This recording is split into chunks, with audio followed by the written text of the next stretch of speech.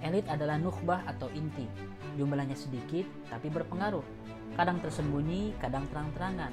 Merekalah segelintir orang-orang yang mencipta tikungan sejarah umat manusia.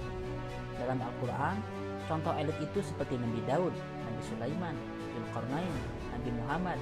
Itu yang membawa misi iman, fisabilillah. Tapi ada juga elit yang anti iman, fisabilillah syaitan. Ada Fir'aun, Qarun, Haman, Namrud. Elit itu bukan gaya, style atau darah biru. Elit artinya kapasitas, terpilih, terbatas. Mereka adalah para ilmuwan, raja, lord, pengusaha, bankir, jenderal, profesional, influencer, tokoh publik, atau kalangan good looking yang menyihir mata manusia dengan kegantengan dan kecantikan. Keistimewaan itulah yang memberi mereka pengaruh. Mereka bisa baik, bisa jahat, bisa bertauhid, bisa melawan tauhid. Mereka bisa membawa spirit Quran atau bisa menyebar ideologi setan. Tapi yang jelas, kaum elit selalu menjadi kekuatan yang berpengaruh dalam skala global, nasional, bahkan hingga pelosok desa dan perumahan. Jika kaum elit mulai berjejaring, berkumpul, dan merancang agenda bersama, dahsyat hasilnya. Satu orang elit saja sudah sebanding dengan 1000 orang, kata Umar bin Khattab. Lalu bagaimana jika tokoh seperti Abu Bakar, Omar, Utsman, Ali, Abu Ubaidah, Talha, Zubair berkumpul dalam satu majelis, memikirkan arah peradaban umat? Dahsyat bukan? Ingin bersama hidup di zaman itu. Tapi apa yang terjadi saat elit militer sejenis Hitler, Mussolini, Hirohito berkoalisi?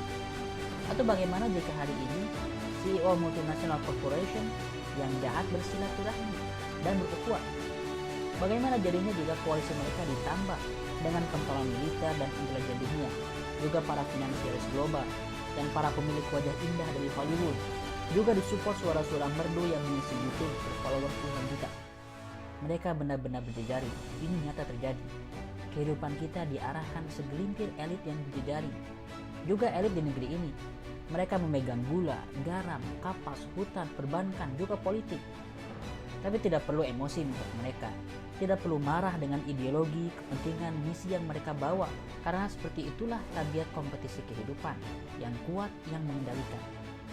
Jadi jika Anda punya misi untuk bangsa dan kemanusiaan, untuk Indonesia dan Islam yang mulia, maka siapkanlah kapasitas diri, lalu berjejaringlah.